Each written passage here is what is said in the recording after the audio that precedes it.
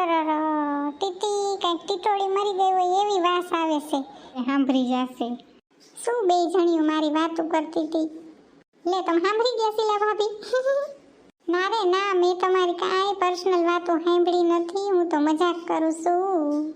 શીલા ભાભી, હું એમ કહું છું, હું તમારા ઘરે જ આવવાની હતી.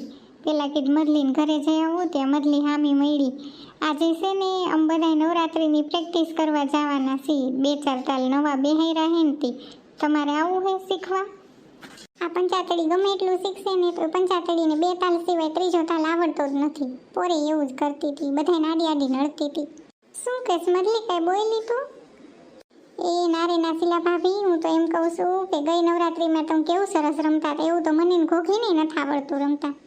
એ ઘોઘી જઈ તમારે હે ને દાંડિયા શીખવા જવાનું હોય ને તે પહેલાં અડધી કલાક પહેલાં મને ફોન કરી દેજે, એટલે હું તૈયાર જ જઈશ. સારું શીલા ભાભી, 4:30 હું તમને ફોન કરીશ. 5 વાગે અમારે બધાને નીકળવું છે દાંડિયા શીખવા. હાલ ઘોઘી, હું છે ને 5 વાગે તાર ઘરે આવી જઈશ હો. હાલો, મારા બા વાઈટ જોતા આવશે, જલ્દી ઘર ભેગી થાવ.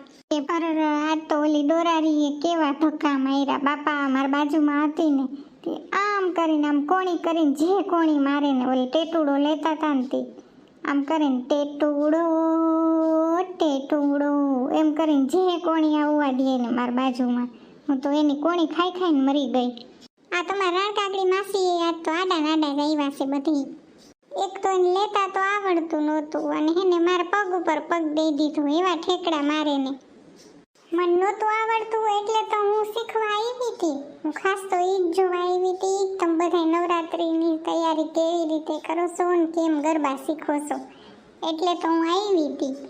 ઈ તો ઈ પગે દેવાઈ જાય ઠેકડા મારતા હોય તો, અને ધક્કોય મરાઈ જાય એવું તો આયલા રાખે. રાણકાગડી માસી, કાલ તમે ગરબા શીખવા આવો ને તો તમારા પીળા પીળા જીથરા હે ને બાંધીને આવજો, એમાં રબર ભરાવી દેજો. અને મને કહેજો તમને ન આવડે ને તો અસલ મજાની હું ચોટલી લઈ દઈશ. આ હુખરીના માળા જેવું તમારું માથું છે ને બધે આડું ને આડું જ આવતું હતું. આ મદલીને કાંઈ દેખાતું નહીં હોય. તો મદલીને આગળ હતા ને, પૂછો મદલીને. મારી આગળ રાણકાગડી માસી હતા ને તો રાણકાગડી માસીને હે ને આ હુઘરા જેવું માથું જ મને દેખાતું હતું. આગળવાળું કેમ લેશે ને એ તો મને કાંઈ દેખાતું જ નહોતું. આજ તો કાળી સોડા પીવાની બહુ મજા આવી નહીં ભાભી? હું તો 3 ગ્લાસ ઠપકારી ગઈ ઘોઘી. અરરર, 3 ગ્લાસ ઠપકારી ગયા તોય તમને કાંઈ નથી થતું? થોડું થોડું આમ પેટમાં આમ હે ને ભારે ભારે લાગે છે. ટીટી ફઈ એકો ગ્લાસ જ પીવાનો હોય. અહીંયા મફતમાં દેખીએ એટલે બધું પછી પેટમાં ન ઓરી દેવાનું હોય. શું થાય છે તમને? કાંઈ નહીં, ઓડકારા આવે છે. 3 ગ્લાસ કાળી સોડાના પી ગઈ સોનથી.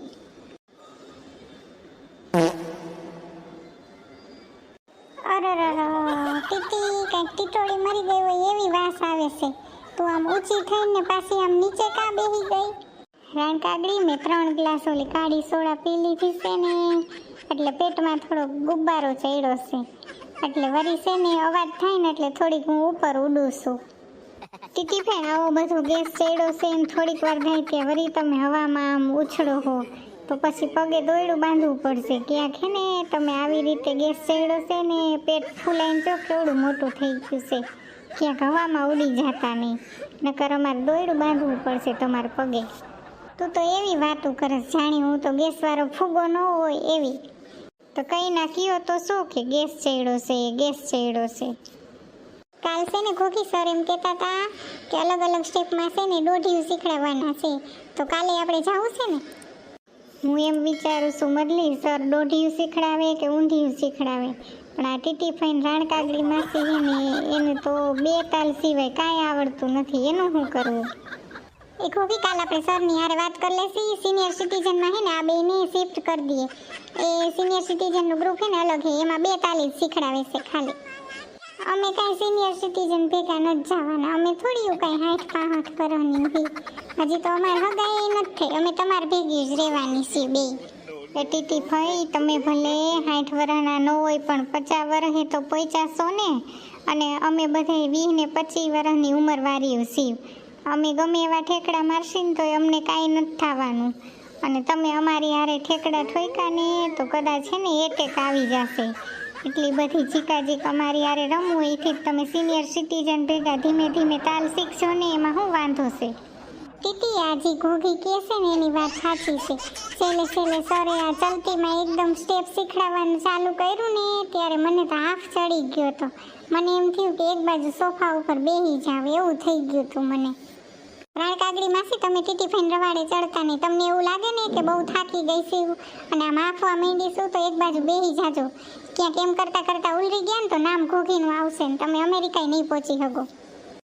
હાલો બાયું, હવે હેને મીટિંગ બહુ આવેલી અને હવે સાંજની રસોઈની તૈયારી કરવી છે તે હાલો હવે હું જાઉં. હવે હાલો શીલા ભાભી હું તમારે ભેગી આવું અને આ ઘોઘી તો એવી વાતુડી છે ને હાંજ પડી જશે ને તોય એની વાતુમાં આપણે ખબર નહીં પડે કે હાંજ પડી ગઈ એમ. એ હાલો મારા મિત્રો, અમે તો જુઓ નવરાત્રિની પ્રેક્ટિસ છે ને ફૂલ જોશમાં ચાલુ કરી દીધી છે. તમે નવરાત્રિની પ્રેક્ટિસ કરવા જાઓ છો અથવા તમારા આજુબાજુમાં કે નવરાત્રિની પ્રેક્ટિસ ચાલુ થઈ ગઈ છે કે નહીં તે કોમેન્ટ બોક્સમાં જરૂરથી કોમેન્ટ કરજો.